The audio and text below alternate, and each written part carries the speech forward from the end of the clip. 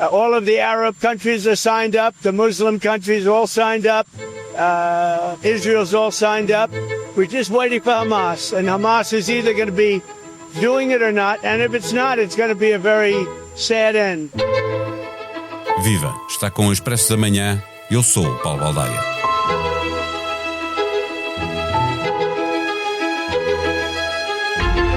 O presidente dos Estados Unidos deu 3 ou 4 dias ao Hamas para aceitar o plano de paz que Trump desenhou com o apoio de Israel e de muitos países árabes da região e de outros países islâmicos noutras partes do mundo. Só falta o Hamas dizer que sim ao plano de paz de Trump para Gaza, mas mesmo entre os que já disseram que sim, como o governo de Benjamin Netanyahu, há ainda um caminho tortuoso para percorrer, tendo em conta que os extremistas religiosos que estão no governo não querem a paz, querem a derrota total dos palestinianos. O plano é favorável às pretensões do primeiro-ministro de Israel e é imperioso para os palestinianos, mesmo se o que há para lhes oferecer seja apenas a paz. Este apenas, obviamente, com enormes aspas, porque não foi apenas o Hamas que chegou a este ponto da história obrigado à rendição. A vitória esmagadora do exército e da Mossad não foi apenas em Gaza, foi em toda a região e por isso os árabes também aplaudem Donald Trump. Neste episódio conversamos com Clara Ferreira Alves, colunista do Expresso e comentadora da SIC. Bem-vindos ao Green Eco Resort, um boutique hotel 100% eco-friendly. A piscina é carbon neutral, há chargers para os carros e até as faturas são zero waste. Desculpe? As faturas depois vão por e-mail, menina. Com a Caixa, a transição verde e digital não é só para inglês ver. Conte com o nosso apoio para responder aos desafios de modernização do seu negócio. Saiba mais em cgd.pt. Caixa. Com o banco certo ao seu lado, a sua empresa cresce. Caixa Geral de Depósitos S.A., registada junto do Banco de Portugal sob o número 35. Viva Clara Ferreira Alves. Este plano de paz de Trump para Gaza implica a capitulação do Hamas e tem quase nada a oferecer aos palestinianos, para lá de muito que é acabar com o terror que se vive naquele território. É o resultado da dimensão da vitória de Israel no pós-7 de outubro, não apenas em Gaza, mas em toda a região? É o resultado de 2 fatores que interligaram neste momento histórico. O primeiro, as vitórias militares e as vitórias das guerras secretas de Israel na região, Síria, Líbano, Irão e, de certo modo, as próprias cargas sobre o Iémen e os Houthis. E é o resultado da ligação destas vitórias, porque não vou considerar que Gaza tenha sido uma vitória militar, Gaza é uma guerra sangrenta, com o facto de Donald Trump ter uma leverage, ter uma capacidade de mobilizar os Estados Árabes ricos do Golfo Pérsico e não só, e de mobilizar Estados como a Turquia, visto que ele e Erdogan se entendem bem, a Indonésia, que é o maior país muçulmano do mundo, e que está numa situação em que precisa de dinheiro americano, portanto a América estará disposta a ajudar a Indonésia e assim conseguir esta mobilização que nunca foi feita até hoje de Estados e de países em torno deste plano de paz. Quanto à Europa, a Europa não pode fazer nada. Eu não acho que o reconhecimento do Estado palestiniano tenha tido alguma importância neste novo plano, que aliás é apenas uma extensão, não é apenas não é uma boa palavra, mas é uma extensão bastante larga dos Acordos de Abraão. E, portanto, é um plano gizado, em princípio, pelo Jared Kushner, que esteve sempre muito envolvido em planos de paz para a região que passassem pela revitalização da economia, e isso ajudaria a pacificar os palestinianos, pelo Witkoff, evidentemente, mas que também é um homem da compra e venda de propriedades, do real estate. Kushner, a família também é, uma família amiga de Netanyahu, desde sempre, e de Tony Blair. Tony Blair, um amigo meu perguntava, mas porquê é que o Blair se mete nisto? Bom, 2 razões. Ele já esteve metido lá, não é? ele gosta do Médio Oriente e já lá esteve. E por outro lado, e conhece. E talvez seja a pessoa que há mais tempo trabalha este plano, digamos assim. E por outro lado, porque depois da falácia do Iraque, se isto corresse, já não digo bem, mas ligeiramente bem, ou pelo menos se pacificasse numa primeira fase a guerra em Gaza, eu acho que Tony Blair ficaria contente, não seria uma reabilitação, mas seria uma maneira, enfim, Andaria do seu perto destino disso. histórico ficar aliado ao Médio Oriente de novo. Pela positiva. O Hamas tem 2 ou 3 dias para aceitar, diz Donald Trump. Tem condições para dizer não? Não tem muitas. Não tem muitas, mas tem condições internas dentro dos movimentos palestinianos e dos grupos palestinianos que às vezes podem tornar isto mais difícil.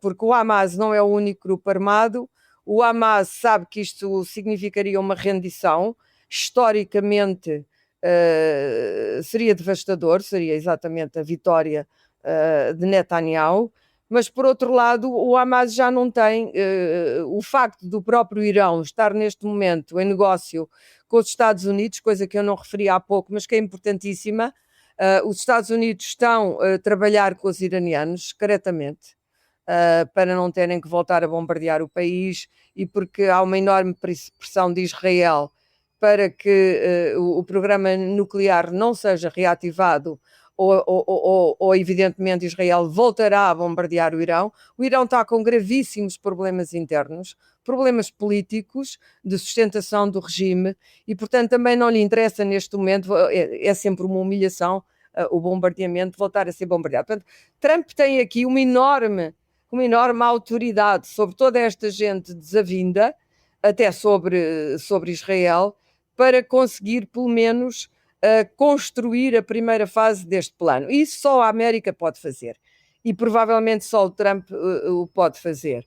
O Hamas não tem a quem recorrer, porque entre os grupúsculos armados e os gangues de Gaza e as 40 mil jihades islâmicas com outros nomes e o seu poder e o poder dos Estados que o alimentam, o Hamas ainda tem um resto de poder financeiro, já teve um império financeiro, e se quer salvaguardar isso, e isso os que tentarão salvaguardar isso é a liderança que ainda está nos bunkers de Doha e que não foi morta nesta última operação israelita no Catar, essa liderança provavelmente não está interessada em prolongar isto durante muito mais tempo. Isto é uma questão interna do Hamas. Não vejo como é que o Hamas pode dar a volta retoricamente a este problema. Pode acontecer ao Hamas não ter capacidade de responder positivamente a todas as exigências, designadamente não encontrar todos os reféns ou os corpos, ter dificuldade porque não está tudo nas mãos do Hamas, não é? Estavas a referir as imensas jihades que existem em Gaza. Mas está tudo nas mãos do Hamas, ou seja, isso é impossível. Isso é impossível. Porque não há neste momento em Gaza, o Hamas estabeleceu durante muito tempo um módico de governação e de vigilância de todos esses grupos. Ou seja, esses grupos existiam porque eram permitidos pelo Hamas, não é? Porque eram permitidos e tolerados pelo Hamas e mesmo os clãs de Gaza, a mesma coisa. Portanto, nunca nada se passou em Gaza que o Hamas não soubesse que estava a passar. Seria agora, ainda por cima, depois da devastação causada pela guerra, pensar que o Hamas não sabe onde vão estar reféns, considero absurdo, mas penso que o Hamas vai utilizar esse argumento para protelar a decisão Portanto, a ganhar final. tempo, não é? Para ganhar tempo. Não percebo muito bem porquê, porque acho que nem os Estados Unidos nem Israel vão deixar o Hamas tentar ganhar tempo. É necessário devolver os cadáveres dos reféns e os reféns que ainda estão vivos, a própria situação de urgência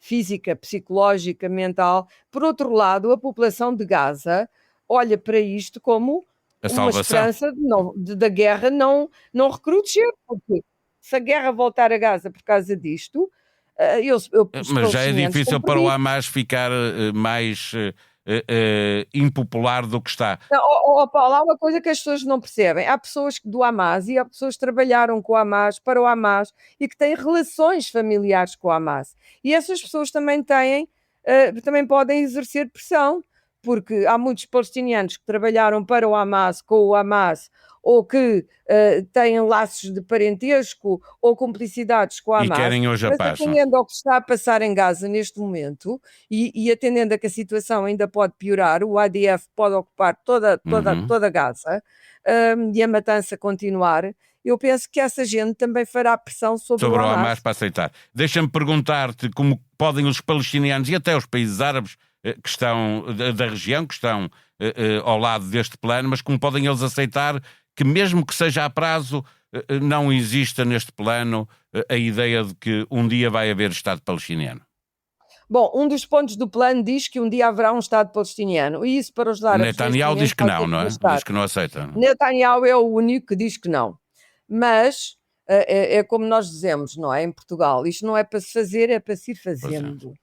E, portanto, a simples hipótese, os próprios árabes neste momento, sobretudo os países que vão pagar, os árabes com poder monetário, digamos assim, sabem que não há condições para um Estado palestiniano neste momento. A autoridade palestiniana não existe. Não, diga prazo, Aliás, obviamente. A autoridade palestiniana agradeceu o plano. Não existem condições para construir nada, Estado palestiniano nenhum. Portanto, a hipótese de no futuro, agora, se isto basta aos palestinianos, não sei. Vamos A ver. hipótese no futuro, a autoridade ou provavelmente outra emanação da autoridade palestiniana vir a ser parte de um futuro Estado, bom, também não vamos imaginar que Netanyahu é eterno, não é? Claro, Portanto, não vai há lá estar sempre uma margem aqui para a imaginação de toda esta gente poder atuar em conjunto, não fixando nada, não gravando nada na pedra, porque no Médio Oriente nada está gravado na pedra, como sabemos. Para fechar, do lado israelita existe a oposição declarada da extrema-direita a este plano, e isso até pode fazer cair o governo. A política interna de Israel é o mais forte handicap para o sucesso do plano Trump neste momento? Não. Aliás, Netanyahu sabe muito bem o que está a fazer. Em primeiro lugar, porque a extrema-direita, e sobretudo esta extrema-direita mais violenta, digamos assim, que quer estabelecer colonatos em Gaza e quer ocupar Gaza, sabe que Israel tem um parceiro que se chama Estados Unidos da América, do qual não pode prescindir. E, portanto, até os lunáticos, a certa altura, são obrigados a enfrentar a realidade. Portanto, Ben-Gvir e Smotrich, que são os principais, vão fazer imenso barulho. Netanyahu tem uma maioria no Parlamento, mas penso que neste momento o isolamento de Smotrich e de Ben-Gvir será grande, não só porque a opinião pública israelita quer este plano, porque quer os reféns de volta, atenção, não que esteja particularmente interessada na criação do Estado palestiniano, mas porque quer os reféns de volta, quer os cadáveres, quer os reféns vivos.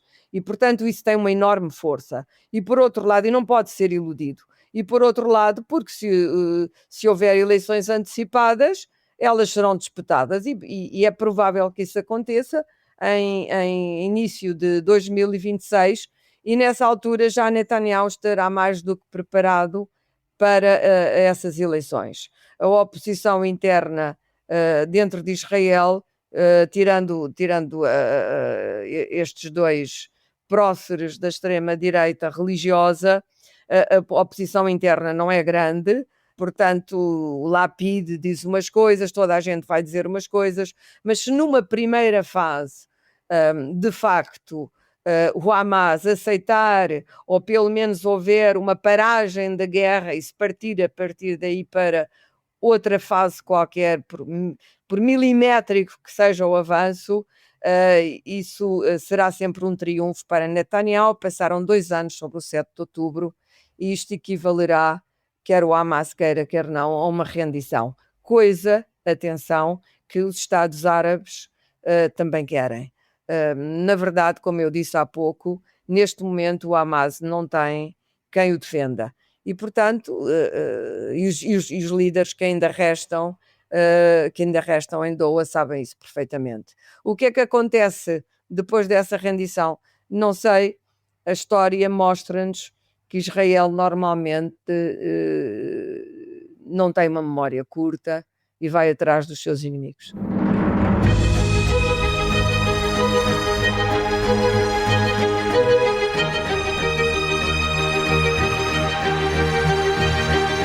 Entramos em outubro e, a partir deste mês, o Expresso da Manhã deixa de existir apenas nos dias úteis. De 5 dias por semana, passamos a 6 dias por semana. Então não publicamos ao sábado para lhe deixar um dia para poder recuperar episódios que tenha deixado para trás. Vamos estar na homepage do Expresso e da SIC Notícias, na sua plataforma de streaming preferida, também aos domingos. Subscreva no Spotify, no Google Podcast ou na Apple Podcast. Seja avisado sempre que sair um novo episódio. A ideia é olhar para a revista do Expresso, ler o tema que faz a capa e conversar à volta dele a cada domingo. A sonoplastia deste episódio foi de Gustavo Carvalho. Voltamos amanhã. Até lá, tenham um bom dia.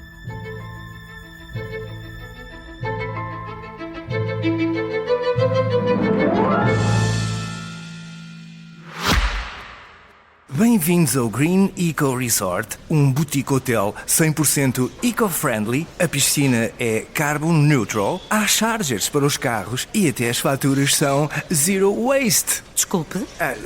As faturas depois vão por e-mail, menina. Com a Caixa, a transição verde e digital não é só para inglês ver. Conte com o nosso apoio para responder aos desafios de modernização do seu negócio. Saiba mais em cgd.pt. Caixa. Com o banco certo ao seu lado, a sua empresa cresce. Caixa Geral de Depósitos S.A., registada junto do Banco de Portugal sob o número 35.